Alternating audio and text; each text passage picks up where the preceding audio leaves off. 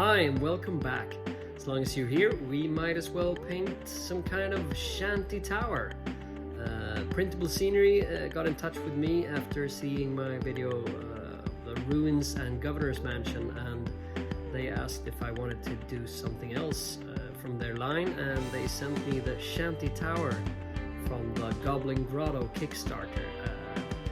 This is a big model and it's really crazy stuff, perfect for moon clan grots.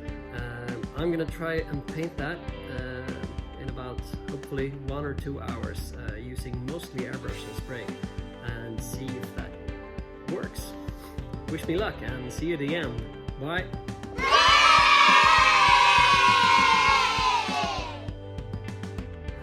I started by undercoating the miniature with black spray from underneath. I turned the model upside down since I wanted a zenithal starting point. That means that you have darker paint from underneath and some lighter shades from above. The wood parts I just sprayed with a sandy dust spray. That's a good base for applying darker wood paint, dark brown paints.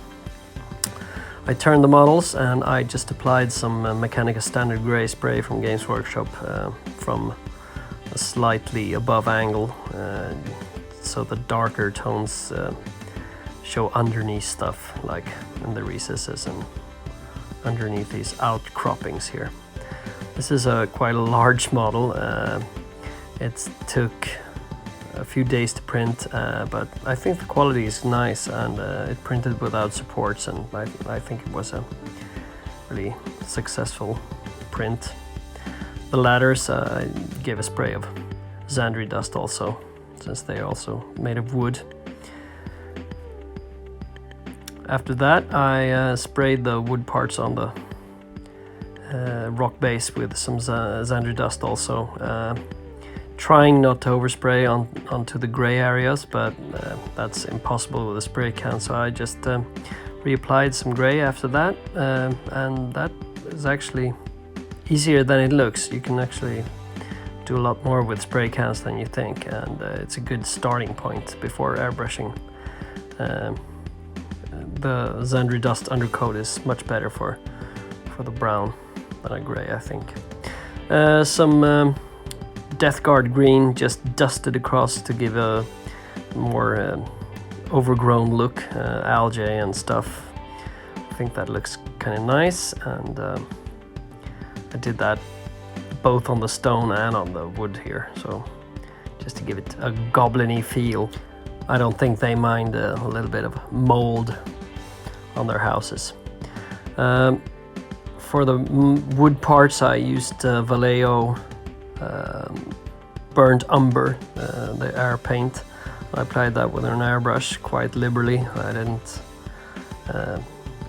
didn't do this too carefully. If you want to do this fast, you have to use a kind of a high pressure and kind of a big nozzle size, or what do you say?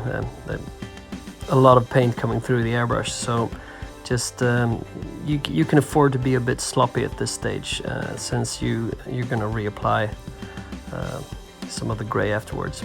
This is a weird camera angle. It's kind of a point of view, and the airbrush kind of gets in the way of the picture. I'm really sorry about this, but yeah, I'm not going to reprint this model and do it again. That was bad planning, but think of it as a computer game. It's Grand Theft airbrush. I reapplied some German gray paint where I got the brown on the stone parts, and I think that went pretty well, and I also shaded some areas of the gray with a different hue, just to get some kind of life and texture. The gems were painted with green Vallejo color, a mid-green tone, and highlighted with a kind of a scorpion green, I think it's called, just on the middle of each crystal, just to give the impression of light coming through and bouncing off it. I think this looks pretty good for these kinds of crystals. I did a navy blue or dark purplish blue color for half of the crystals, and a light purple in the middle of each, just to give it that punch and kind of sheen coming through it. And I thought it would be cool to have two different kinds of crystals here, just to give the model some life and variation. And I think this method actually works pretty good. The mushrooms were painted with a bright red primer, just the same as everything else with an airbrush, just being a little bit more careful here not to get the red on the brown. And yeah, the mushrooms, I had a kind of a idea to paint them with white dots, but in the end I didn't go through that. I thought this looked fantasy enough, so I kept them just red, and I think that looked pretty good. Here you want to be a little bit more careful not to get the red on the gray, because it's harder to reapply the gray close to the mushrooms, since the red is pretty far from the gray tone, so you're just gonna be reapplying each paint again and again. But I went over with the gray again and just touched up some stuff, and I think in the end I got kind of a neat and clean look here. I highlighted everything with a very light gray primer that I have, and I use this for highlighting all the time. Goes very well over almost everything. Just dusted it all over the bottles. Dry brushing was done with a beige acrylic craft paint, just with a Citadel scenery brush, the large version. I just did this all over everything, the wood, stone, the crystals, everything, even the mushrooms, and I think it works fine. If you want to do a quick job, this is how you do it. Just a very light dry brush that pulls everything together and that goes over everything. It's surprising how well this works, actually. And with scenery, you don't have to be as neat as you are with miniatures. Also, doing the dry brushing with just one tone of color kind of brings everything together and creates kind of a natural light bouncing off everything. And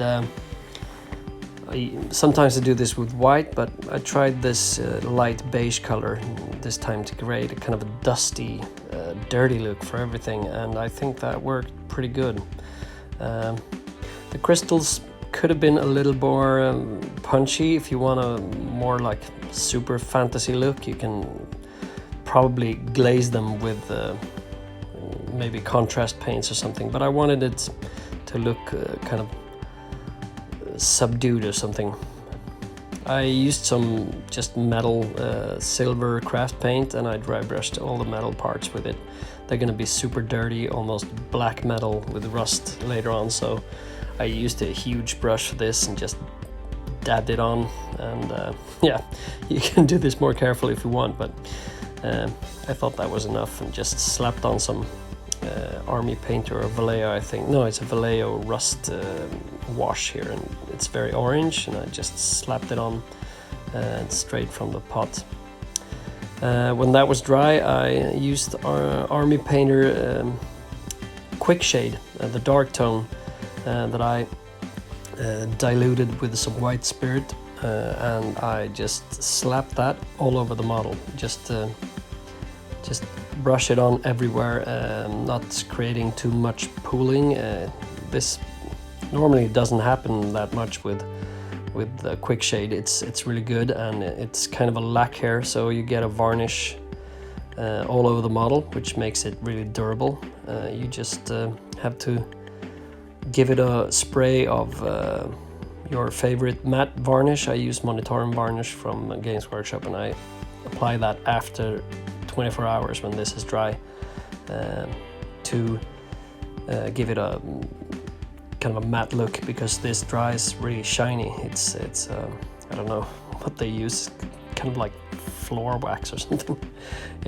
But it's very good. It creates nice natural shades in the recesses, and it doesn't pool too much, and gives a really durable surface, perfect for gaming. So I highly recommend it, and there's a lot of it in the can, so it lasts forever. After this is applied and before it dries, I usually just take a paper towel and wipe off any excess to bring out the highlights and the dry brushing that I applied previously.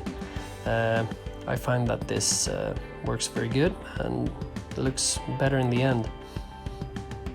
But wear gloves when you do this, because this doesn't get off your hands easily. When that was dried, and I had resprayed it with Watertorn varnish, I applied some black Templar contrast paint all over the metal areas, just to give it a really dark, grimy look, and separate it from the wood textures, because I think they looked a little bit too much the same. So I darkened it down pretty much, and I think that looked kind of good. It looks like it's oily or full of soot from whatever they are burning inside that little house. I picked out some planks with wildwood contrast paint diluted with water, just to give the wood texture some difference and create some life here, because I thought the wood looked a little bit too uniform to be a goblin hut.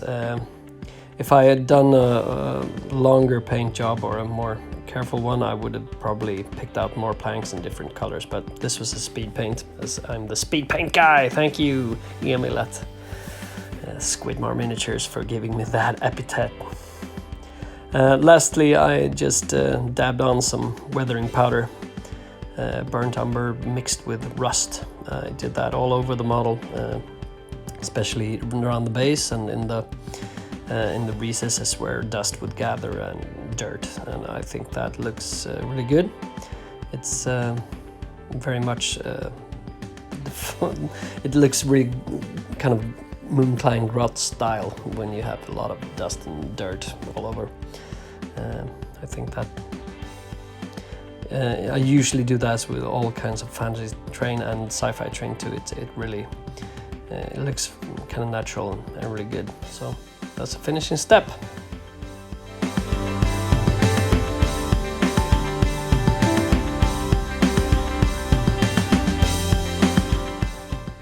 Okay, so I think that went pretty well. 1.5 hours is what I spent, and I used mostly airbrush and spray and just some dry brushing in the end, and I think that proves that you can very quickly achieve kind of a nice result with if you got the right tools and a steady hand. I hope you like this tutorial, and like and comment if you want in the comment section, and subscribe and tell your friends. This is the best YouTube channel in the world. Bye!